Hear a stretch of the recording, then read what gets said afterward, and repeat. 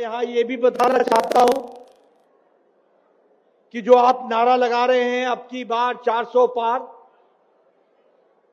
ये मजबूत सरकार, स्थिर सरकार और देश के हित में आगे बढ़ने के लिए एक स्थिर सरकार की आवश्यकता होती है। आपने 2019 में एक स्थिर सरकार दी, नतीजा क्या हुआ?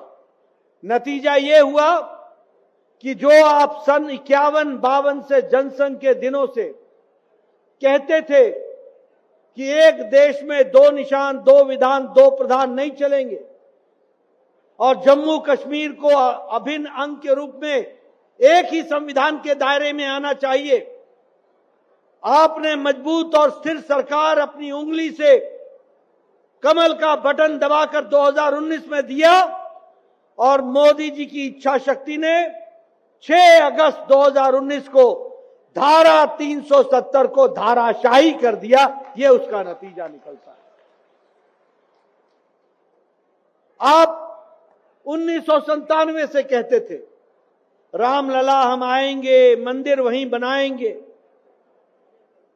भारतीय जनता पार्टी ने कहा था कि हम राम मंदिर के रास्ते को प्रशस्त करेंगे। आपने 2019 में अपनी ही इसी उंगली से कमल का बटन दबाकर विजय बघेल को फिर से भेजा था और उसका नतीजा निकला कि मोदी जी ने राम मंदिर का रास्ता प्रशस्त किया और 22 तारीख को भव्य राम मंदिर की प्राण प्रतिष्ठा हुई, वो भी आपने देखा। हमने मन में ठानी सबका साथ, सबका विकास, सबका विश्वास, सबका प्रयास।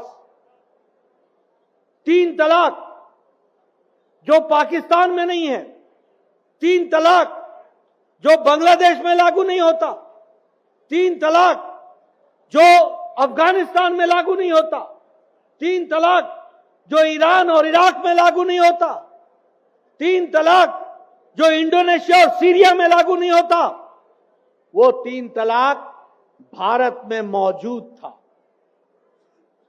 तुष्टीकरण की राजनीति में लोग 3 तलाक के आगे घुटने टेके हुए थे। सुप्रीम कोर्ट ने कहा था कि 3 तलाक समाप्त होना चाहिए, लेकिन किसी में भी हिम्मत नहीं थी। आपने मोदी जी के लिए स्थिर सरकार दी और आपने बटन दबाया कमल का और विजय बघेल ने 3 तलाक के खिलाफ बटन दबाया और मुस्लिम महिलाओं को आजाद कर दिया। ये भारत का नक्शा बना।